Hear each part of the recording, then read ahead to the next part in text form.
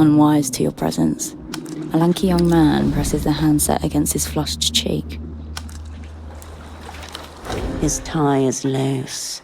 Beads of sweat glint off his neck. A desperate odor emanates off him. I don't know how much time we have. You have to help me fill it in. Whatever the person on the other end of the line has to say to that, it makes the man's eyes squeeze shut and his mouth slacken in a guttural groan. The line appears to be occupied. I can't possibly perform under these conditions. You have to make me.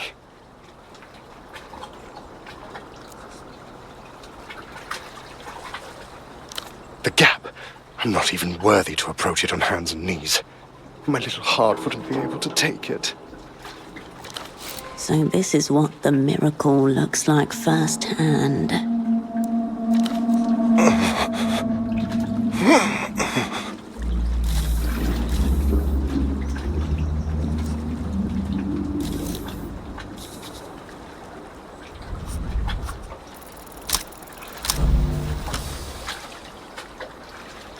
It would be a lot easier to form a coherent image of this man if it weren't for his constant gyrations.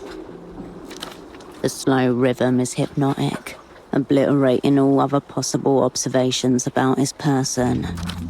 Tell me, I'm not meeting your expectations. Tell me, I'm a worm before the mystery of the gap.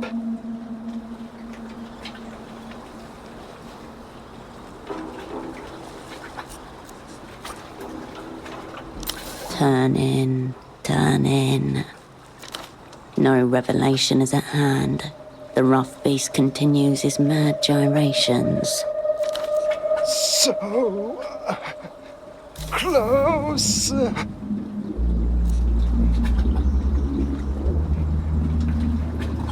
The air fills with erotic bleating as you turn to go.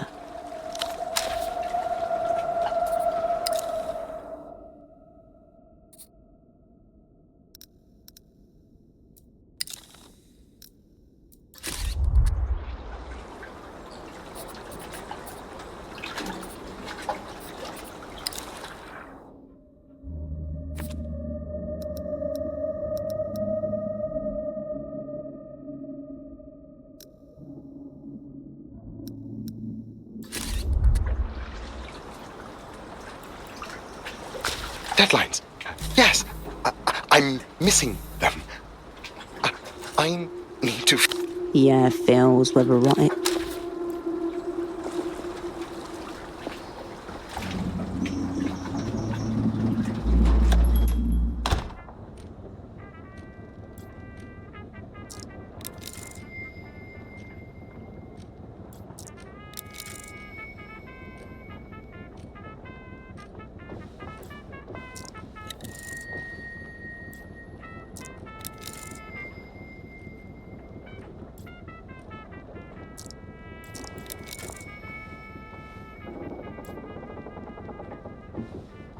Welcome to the clinic. My name is Dr. Hugo. How can I help you?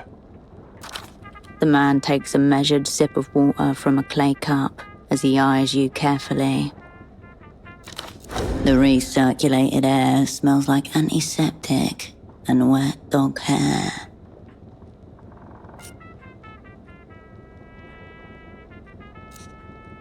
Yes, it's different, isn't it? I find that it is much easier to connect with my patients than it was at my old practice in Sunset.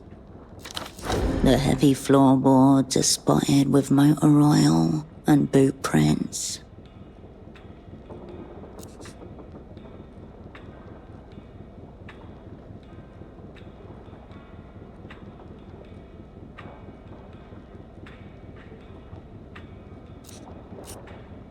Yes, well, it suits my purposes well enough. The floorboards groan. The hole scrapes the side of the canal.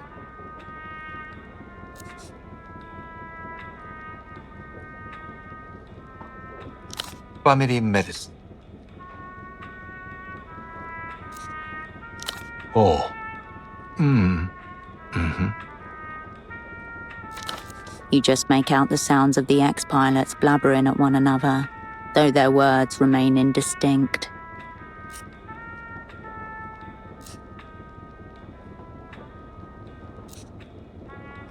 I'm the one who's lucky. Of course.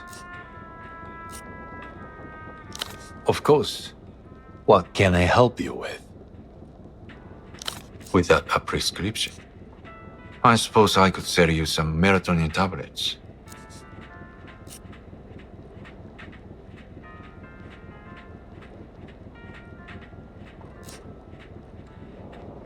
Again? Catatonia is an incredibly general symptom. It could be caused by anything from overdose to meningitis to a stroke. I'd need to see the patient to venture a guess. Pseudopod will not be exposed, nor will you.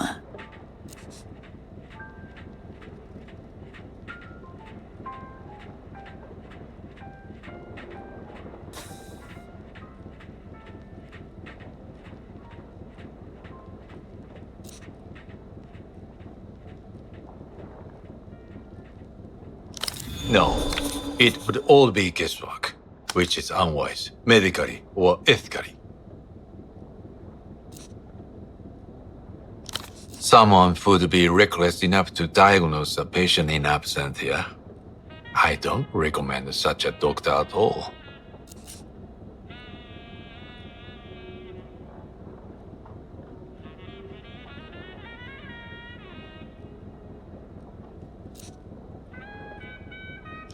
I hope the patient in question recovers quickly.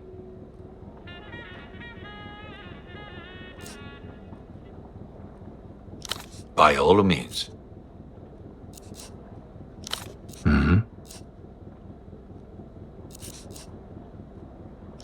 Until next time.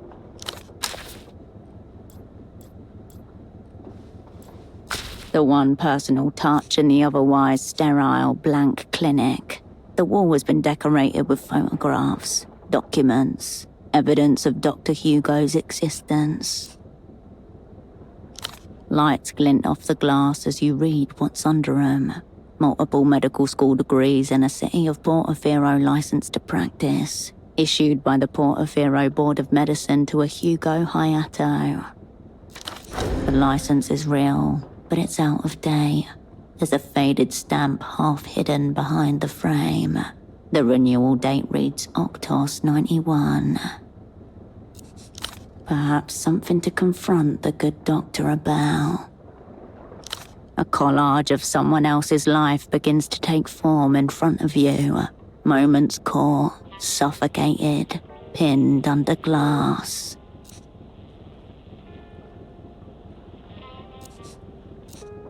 A formal photo, class of 71. Hugo buried somewhere amongst rows of other fresh-faced new doctors. Then a newsprint clipping. Hugo receiving an award on stage. Hugo and a handsome bearded man, both grinning, their arms around each other's shoulders. The gallery continues. Hugo asleep on a pile of medical textbooks, drooling. Hugo adjusting some sort of massive medical apparatus. Hugo at patients' bedsides. The professional photos outnumber the personal 3-1. That should tell you all you need to know.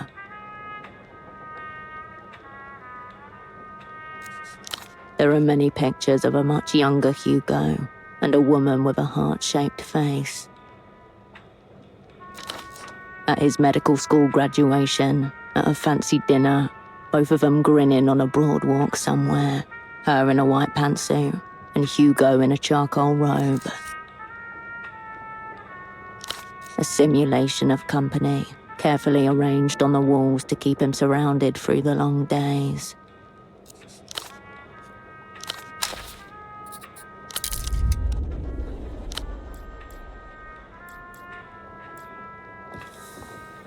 Hello, again.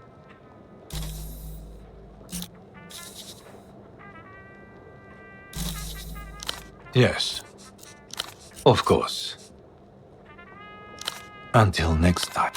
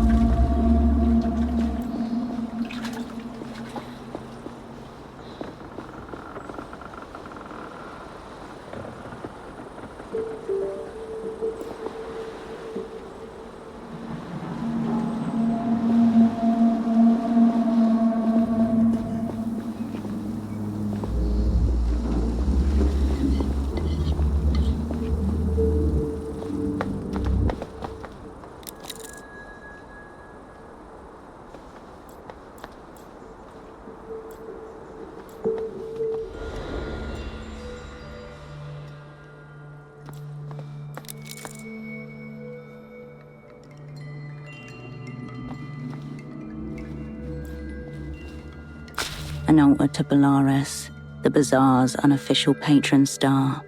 It is cluttered and precarious with offerings.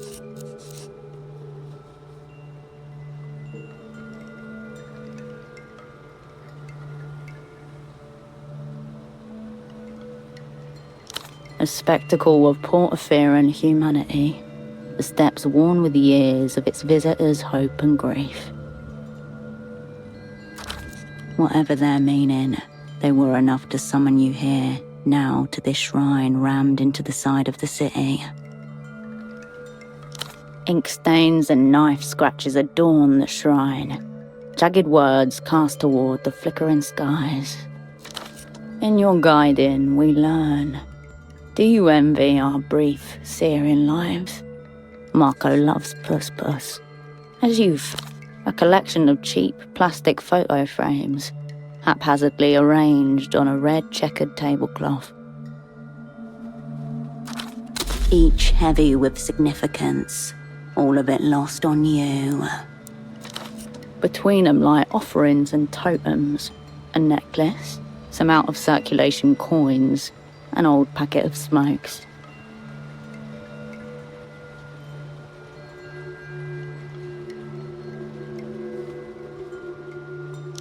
There's no sign of the missing vendor. Ouroboros Black, an imported brand. As soon as you pick it up, you feel that whatever's inside it is not cigarettes. Outslide a few staple pages folded neatly into a little cuboid, almost exactly the dimensions of the package.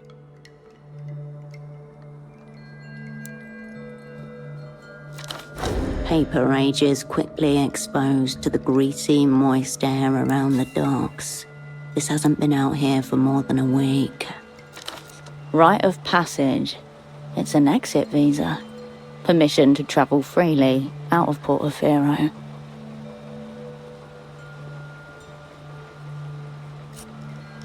An elderly man stares back at you from a printed headshot at the document's apex. Long black and grey hair swept back in a wave.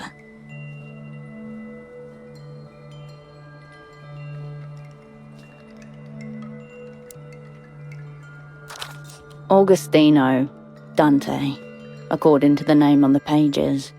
Born in the year 27 in La Luz.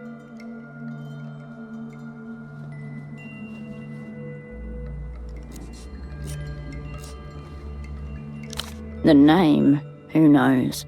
The document, yes. City issued. Holographic stamp and all.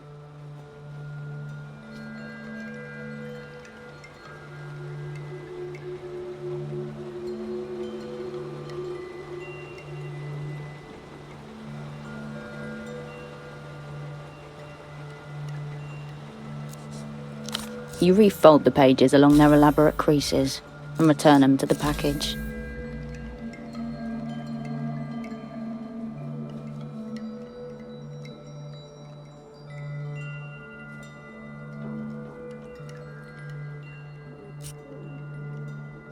The light around you is dimming. Behind the surrounding rooftops, dusk bleeds upwards.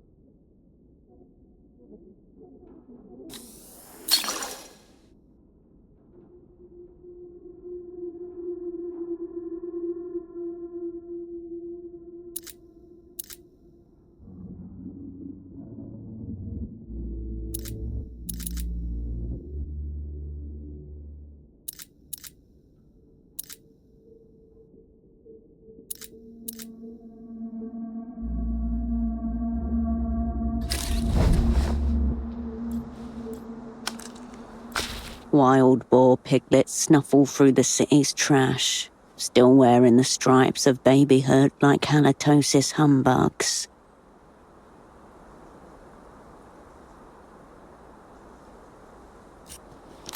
You underestimate the nutritional value of a well-trafficked alley.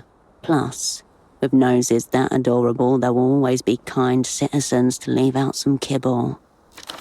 But where there are boarlets, there are boars. An adult can be up to 500 pounds of bristled, pitiless hog, with tusks.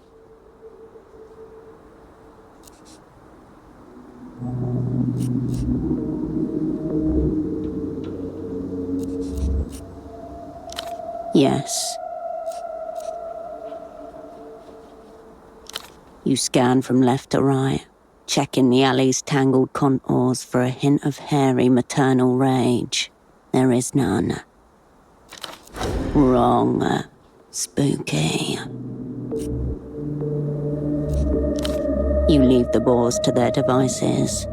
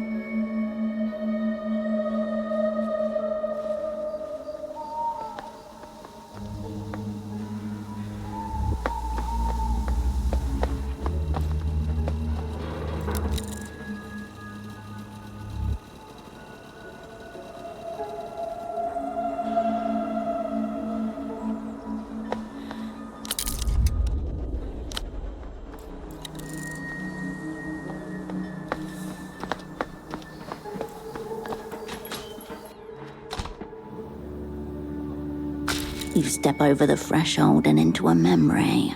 This place, this bar, the center of the frozen world. Old schnapps and the faded sour cologne of body odor and bleach. Soft yellow light filtered through cracked shades. The rumble of the ice machine. A hissing television. Exactly how you remember it. Favorite den of Keesok's local pelota squad and their partisans, as well as a certain disgraced spy of the Operant Bureau. Back when you were still the old Cascade, pre-failure, pre-disgrace, pre-despair.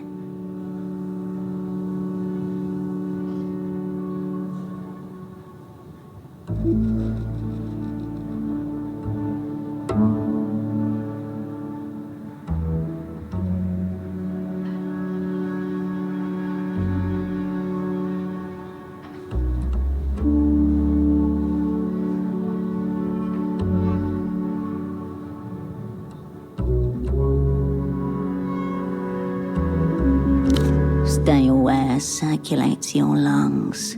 The taste is familiar. The bar isn't going anywhere. It will still be serving the foul local schnapps when the rest of Keesok has fallen into the sea.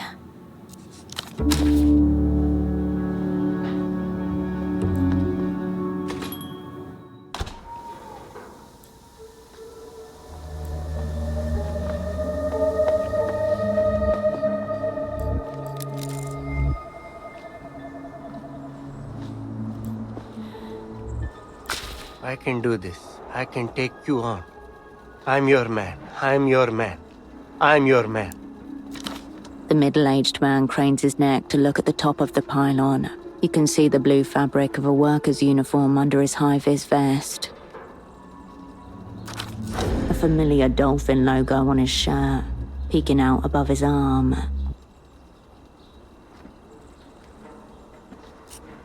That's right. I'm a Renotel man. A certified Renotel repair technician. That thing he's carrying has got buttons. A little antenna. That's a grade A thingy, all right.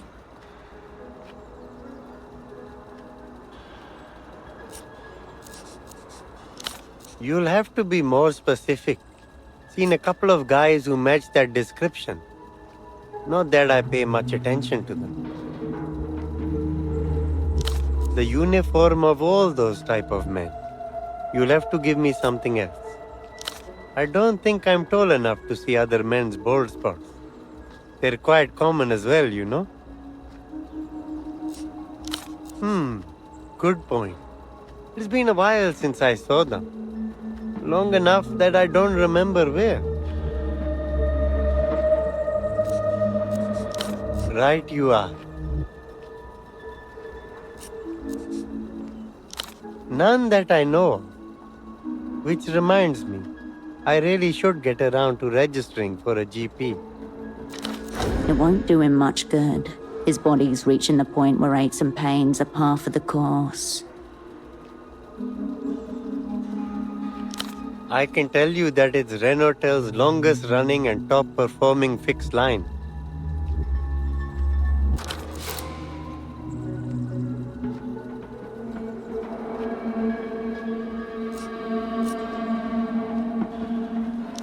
Must be just over a decade at this point.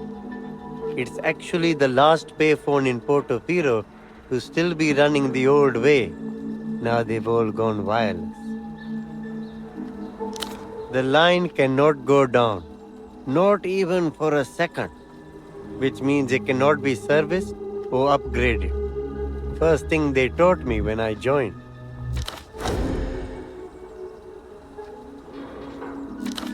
The reason being, or so I've heard, is that Renotel would incur a bill of such whopping proportions that it could risk the whole company going under.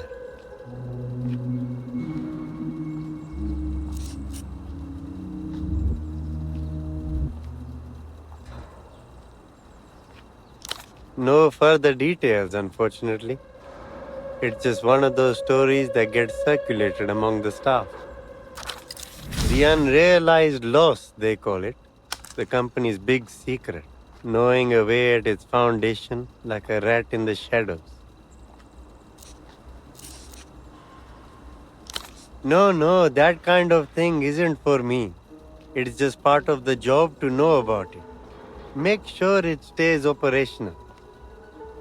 You know why now. Not a clue. The address has been scrubbed from all records, even for us staff. It's the old payphone along the back ways, west of the docks. Sure.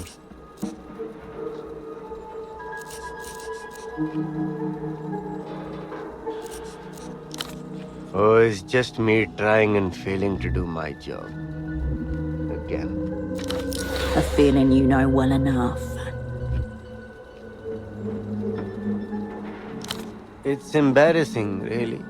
I'm overqualified for this position, and yet I can't even do the simplest tasks asked of me. What he says doesn't add up. The logic is broken.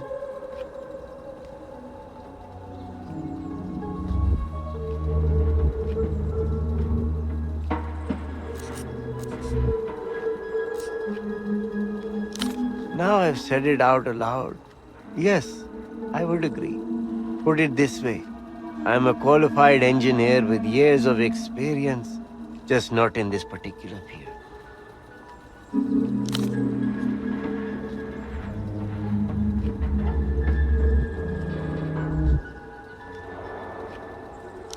I'm hired to perform any necessary maintenance on the arteries.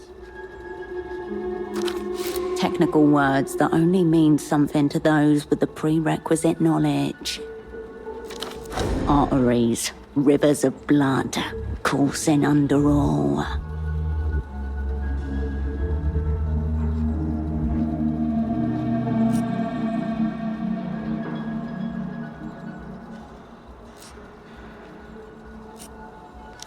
I can see that, yes.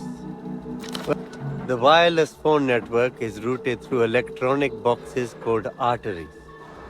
They work like the old terminal boxes, except there are no cables or wires. Renotel has been upgrading its payphones across the city. They pretty much all run on wireless signals now.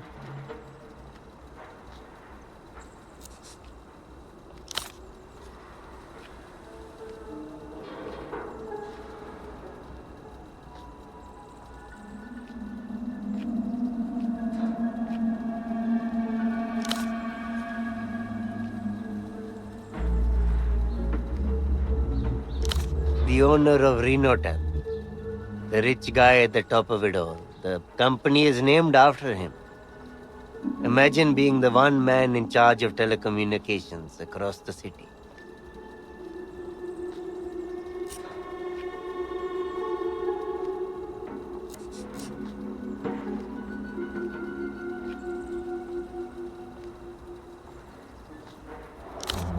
I guess so. Doesn't make my job any easier, though.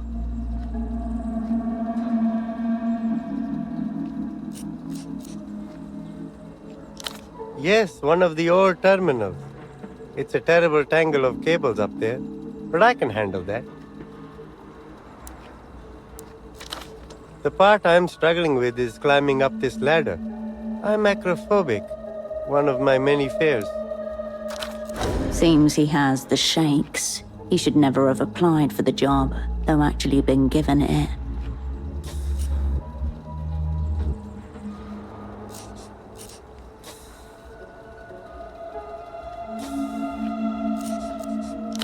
Yes, I did, but I was trying to push myself to get over it.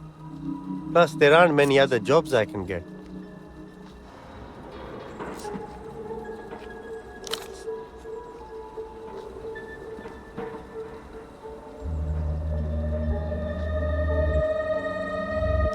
Lots of things. Primarily, it picks up wireless networks, radio frequencies, and electrical signals so you can track their source.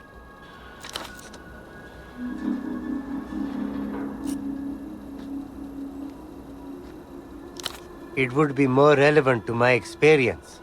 But I'm retired. From that sort of work, at least.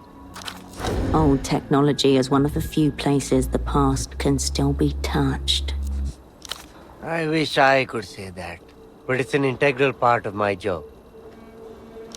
Not a lot, unfortunately. I do collect magnets, though. That's probably the most fun thing about me. Sounds like our man here is missing out on having a gang to confide in.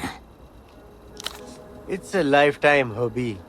I always carry a few around in my pockets, so I can see what surfaces they will stick to.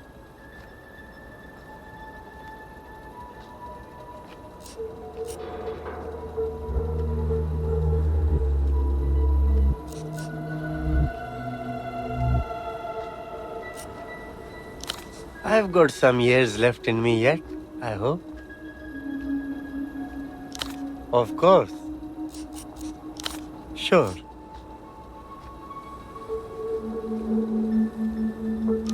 No, I didn't. Fascinating. I wish a magnet would erase parts of my life.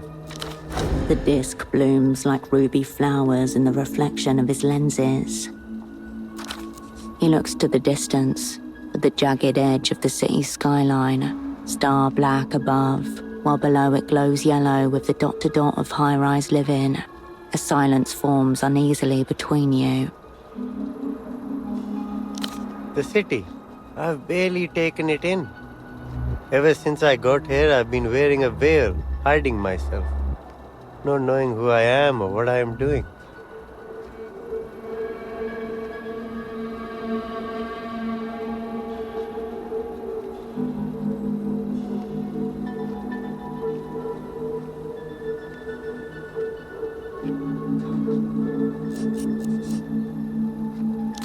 I suppose you're right. I've been doing a lot of that. Enough doom and gloom.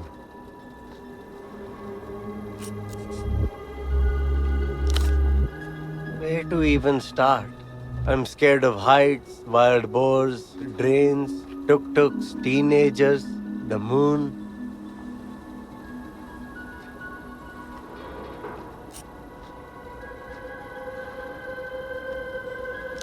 Pretty much. That's part of what makes this job so hard.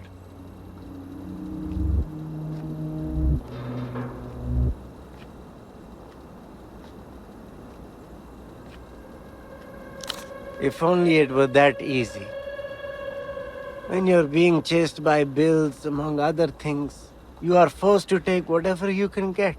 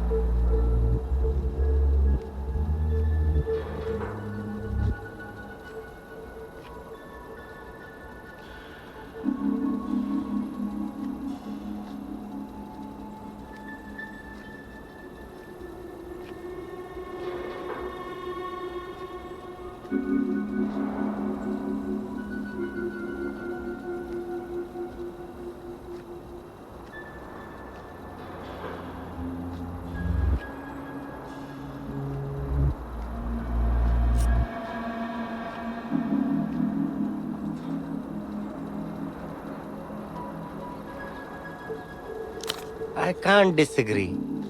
But considering that you...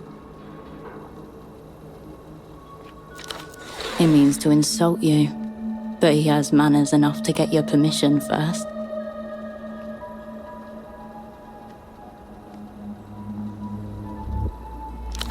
Well, the stress pulling on your face. You don't look like you're in a place to be giving out sound financial advice. It hurts because it's true.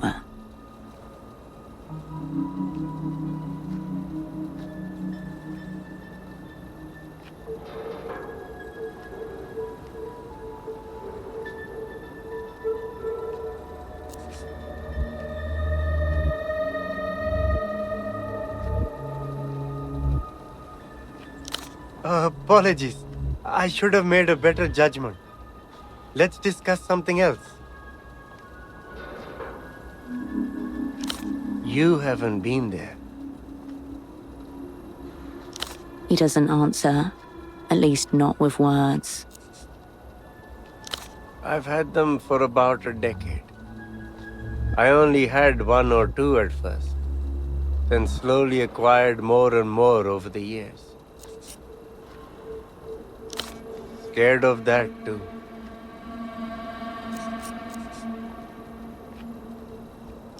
Yes, so am I. A terrible thing to live within the ruins of the self. But we keep going any way we can. It's not so bad when you've got your gang to back you up.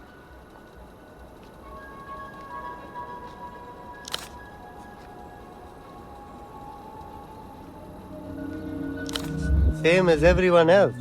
Mining cadmium, lithium, and other rare minerals. In my case, on behalf of the Illuminated Empire, La Luz.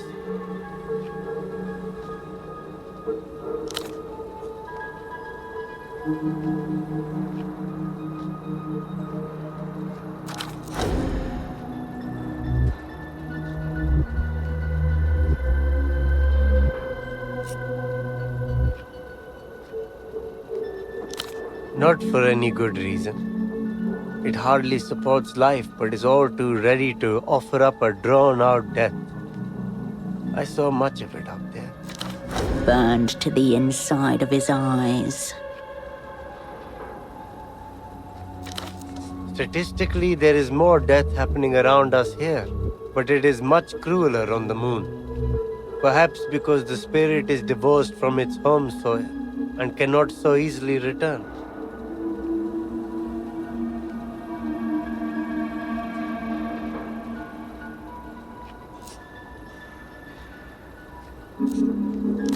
As do I.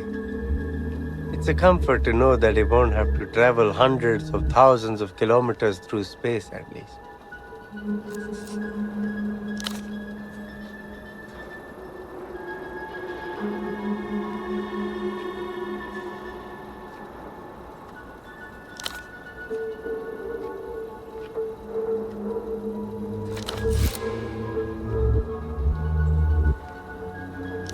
Very much. It's fairly peaceful. And I've always been quite fond of seafood. Though I will admit, I'm getting a little bit sick of shrimp.